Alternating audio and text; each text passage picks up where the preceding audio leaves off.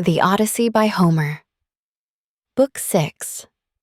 The Meeting Between Nausicaa and Ulysses. So here Ulysses slept, overcome by sleep and toil, but Minerva went off to the country and city of the Phaeacians, a people who used to live in the fair town of Hypereia, near the lawless Cyclopes.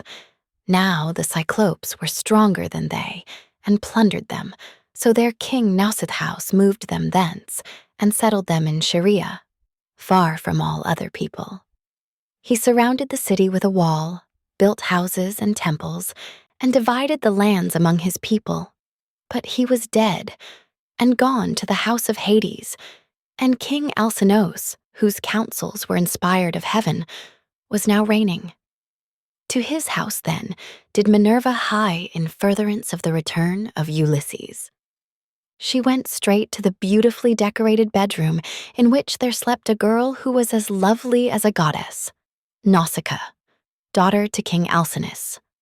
2 maidservants were sleeping near her, both very pretty, one on either side of the doorway, which was closed with well-made folding doors. Minerva took the form of the famous sea captain Dymas's daughter, who was a bosom friend of Nausicaa and just her own age. Then, coming up to the girl's bedside like a breath of wind, she hovered over her head and said, "Nausicaa, what can your mother have been about to have such a lazy daughter? Here are your clothes all lying in disorder, yet you are going to be married almost immediately, and should not only be well-dressed yourself, but should find good clothes for those who attend you. This is the way to get yourself a good name, and to make your father and mother proud of you. Suppose, then, that we make tomorrow a washing day, and start at daybreak. I will come and help you so that you may have everything ready as soon as possible. For all the best young men among your own people are courting you, and you are not going to remain a maid much longer. Ask your father, therefore, to have a wagon and mules ready for us at daybreak, to take the rugs, robes, and girdles. And you can ride, too, which will be much pleasanter for you than walking, for the washing cisterns are some way from the town." When she had said this, Minerva went away to Olympus, which they say is the everlasting home of the gods. Here no wind beats roughly, and neither rain nor snow can fall, but it abides in everlasting sunshine, and in a great peacefulness of light, wherein the blessed gods are illumined for ever and ever. This was the place to which the goddess went when she had given instructions to the girl. By and by, morning came and woke Nausicaa, who began wondering about her dream. She therefore went to the other end of the house to tell her father and mother all about it, and found them in their own room. Her mother was sitting by the fireside spinning her purple yarn with her maids around her, and she happened to catch her father, just as he was going out to attend a meeting of the town council, which the Phaeacian aldermen had convened. She stopped him and said, "Papa dear, could you manage to let me have a good big wagon? I want to take all our dirty clothes to the river and wash them. You are the chief man here, so it is only right that you should have a clean shirt when you attend meetings of the council. Moreover, you have 5 sons at home, 2 of them married, while the other 3 are good-looking bachelors. You know they always like to have clean linen when they go to a dance. And I have been thinking about all this." She did not say a word about her own wedding, for she did not like to. But her father knew, and said, "You shall have the mules, my love, and whatever else you have a mind for. Be off with you. And the men shall get you a good, strong wagon with a body to it that will hold all your clothes." On this, he gave his orders to the servants, who got the wagon out, harnessed the mules, and put them to, while the girl brought the clothes down from the linen room and placed them on the wagon. Her mother prepared her a basket of provisions with all sorts of good things, and a goat skin full of wine. The girl now got into the wagon, and her mother gave her also a golden crusum of oil, that she and her women might anoint themselves. Then she took the whip and reins and lashed the mules on, whereon they set off, and their hooves clattered on the road. They pulled without flagging, and carried not only Nausicaa and her wash of clothes, but the maids also, who were with her. When they reached the waterside, they went to the washing cisterns, through which there ran at all times enough pure water to wash any quantity of linen, no matter how dirty. Here they unharnessed the mules and turned them out to feed on the sweet, juicy herbage that grew by the waterside. They took the clothes out of the wagon, put them in the water, and vied with one another in treading them in the pits to get the dirt out. After they had washed them and got them quite clean, they laid them out by the seaside, where the waves had raised a high beach of shingle, and set about washing themselves and anointing themselves with olive oil.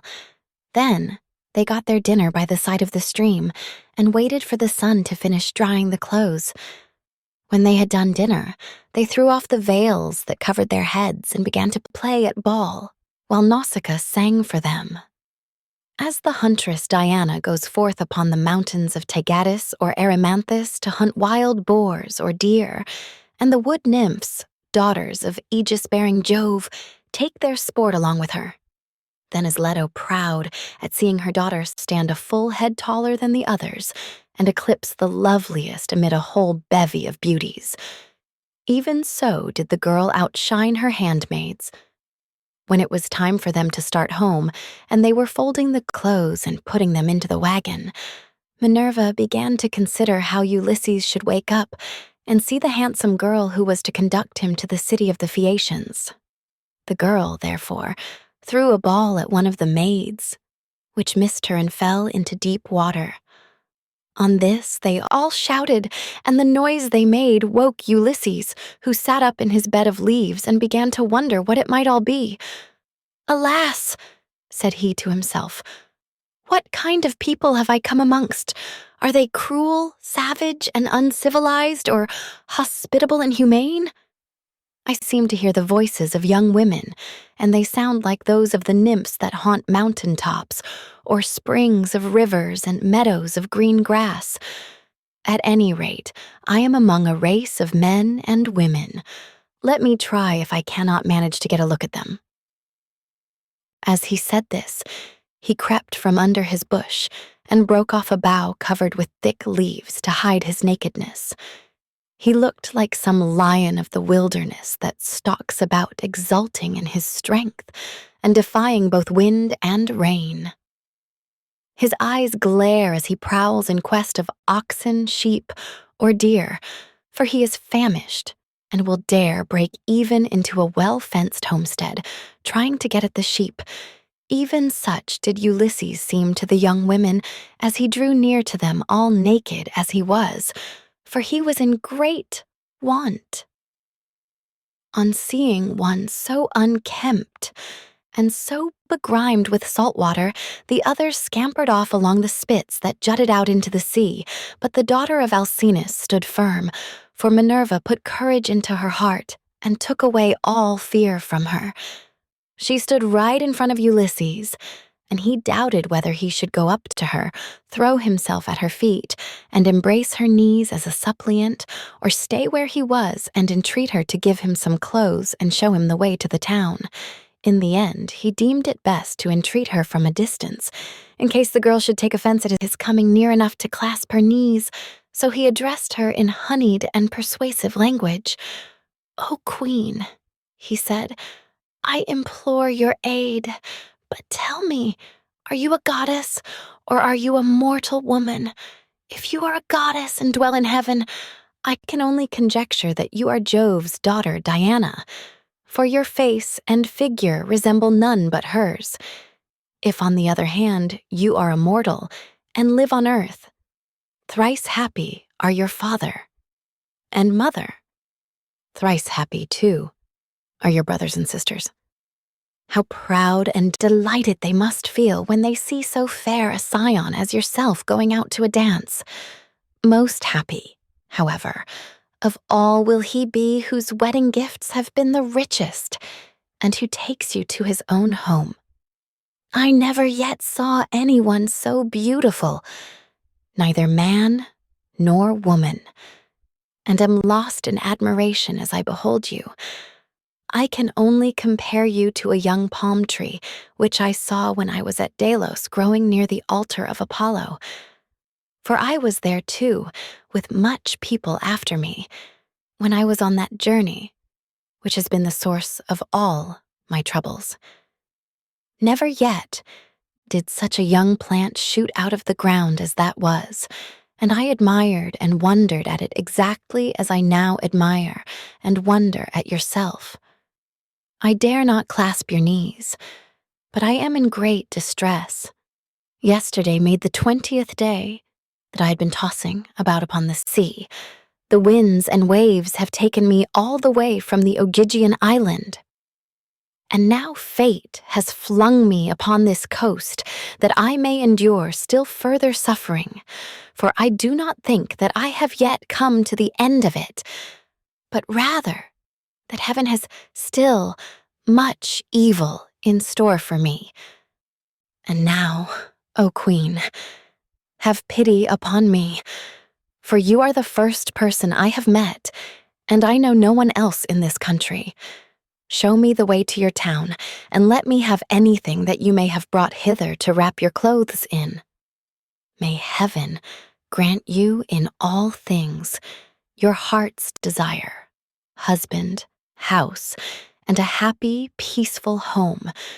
For there is nothing better in this world than that man and wife should be of one mind in a house. It discomfits their enemies, makes the hearts of their friends glad, and they themselves know more about it than anyone. To this, Nausicaa answered, Stranger, you appear to be a sensible, well-disposed person. There is no accounting for luck. Jove gives prosperity to rich and poor just as he chooses, so you must take what he has seen fit to send you and make the best of it. Now, however, that you have come to this our country, you shall not want for clothes nor for anything else that a foreigner in distress may reasonably look for. I will show you the way to the town and will tell you the name of our people. We are called Phaeacians, and I am daughter to Alcinoes, in whom the whole power of the state is vested. Then she called her maids and said, Stay where you are, you girls. Can you not see a man without running away from him? Do you take him for a robber or a murderer? Neither he nor anyone else can come here to do us Phaeacians any harm, for we are dear to the gods, and live apart on a land's end that juts into the sounding sea, and have nothing to do with any other people. This is only some poor man who has lost his way, and we must be kind to him. For strangers and foreigners in distress are under Jove's protection, and will take what they can get and be thankful. So, girls, give the poor fellow something to eat and drink, and wash him in the stream at some place that is sheltered from the wind. On this, the maids left off running away and began calling one another back. They made Ulysses sit down in the shelter as Nausicaa had told them, and brought him a shirt and cloak. They also brought him the little golden cruse of oil and told him to go and wash in the stream. But Ulysses said, Young women, please to stand a little on one side that I may wash the brine from my shoulders and anoint myself with oil, for it is long enough since my skin has had a drop of oil upon it. I cannot wash as long as you all keep standing there. I am ashamed to strip 56 before a number of good-looking young women. Then they stood on one side and went to tell the girl, while Ulysses washed himself in the stream and scrubbed the brine from his back and from his broad shoulders. When he had thoroughly washed himself and had got the brine out of his hair, He anointed himself with oil and put on the clothes which the girl had given him. Minerva then made him look taller and stronger than before. She also made the hair grow thick on the top of his head and flow down in curls like hyacinth blossoms. She glorified him about the head and shoulders as a skillful workman who has studied art of all kinds under Vulcan, and Minerva enriches a piece of silver plate by gilding it, and his work is full of beauty. Then he went and sat down a little way off upon the beach, looking quite young and handsome, and the girl gazed on him with admiration. Then she said to her maids, "Hush, my dears, for I want to say something. I believe the gods who live in heaven have sent this man to the Phaeacians. When I first saw him, I thought him plain. But now his appearance is like that of the gods who dwell in heaven. I should like my future husband to be just such another as he is, if he would only stay here and not want to go away. However, give him something to eat and drink." They did as they were told, and set food before Ulysses, who ate and drank ravenously, for it was long since he had had food of any kind. Meanwhile, Nausicaa bethought her of another matter. She got the linen folded and placed in the wagon. She then yoked the mules, and as she took her seat, she called Ulysses. "Stranger," said she, "rise and let us be going back to the town. I will introduce you at the house of my excellent father, where I can tell you that you will meet all the best people among the Phaeacians. But be sure and do as I bid you, for you seem to be a sensible person. As long as we are going past the fields and farmlands, follow briskly behind the wagon along with the maids, and I will lead the way myself.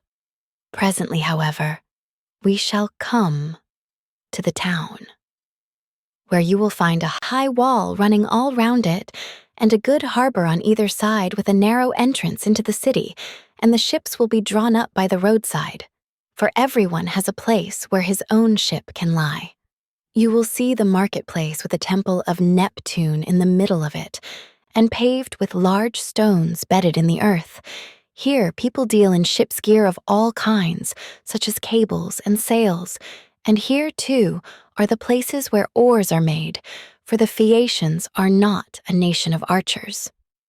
They know nothing about bows and arrows, but are a seafaring folk, and pride themselves on their masts, oars, and ships, with which they travel far over the sea. I am afraid of the gossip and scandal that may be set on foot against me later on, for the people here are very ill-natured, and some low fellow, if he met us, might say, 'Who is this fine-looking stranger that is going about with Nausicaa? Where did she find him? I suppose she is going to marry him. Perhaps he is a vagabond sailor whom she has taken from some foreign vessel, for we have no neighbors. Or some god has at last come down from heaven in answer to her prayers, and she is going to live with him all the rest of her life. It would be a good thing if she would take herself off and find a husband somewhere else, for she will not look at one of the many excellent young Phaeacians who are in love with her.' This is the kind of disparaging remark that would be made about me, and I could not complain, for I should myself be scandalized at seeing any other girl do the like and go about with men in spite of everybody, while her father and mother were still alive, and without having been married in the face of all the world. If, therefore, you want my father to give you an escort and to help you home, do as I bid you. You will see a beautiful grove of poplars by the roadside dedicated to Minerva. It has a well in it, and a meadow all round it. Here my father has a field of rich garden ground, about as far from the town as a man's voice will carry. Sit down there and wait for a while till the rest of us can get into the town and reach my father's house. Then, when you think we must have done this, come into the town and ask the way to the house of my father Alcinous. You will have no difficulty in finding it. Any child will point it out to you, for no one else in the whole town has anything like such a fine house as he has. When you have got past the gates and through the outer court, go right across the inner court till you come to my mother. You will find her sitting by the fire and spinning her purple wool by firelight. It is a fine sight to see her as she leans back against one of the bearing posts, with her maids all ranged behind her. Close to her seat stands that of my father, on which he sits and topes like an immortal god. Never mind him, but go up to my mother, and lay your hands upon her knees if you would get home quickly. If you can gain her over, you may hope to see your own country again, no matter how distant it may be." So saying, she lashed the mules with her whip, and they left the river. The mules drew well, and their hooves went up and down upon the road. She was careful not to go too fast for Ulysses and the maids, who were following on foot along with the wagon, so she plied her whip with judgment. As the sun was going down, they came to the sacred grove of Minerva, and there Ulysses sat down and prayed to the mighty daughter of Jove. "Hear me," he cried, "daughter of Aegis-bearing Jove, unweariable, hear me now, for you gave no heed to my prayers when Neptune was wrecking me.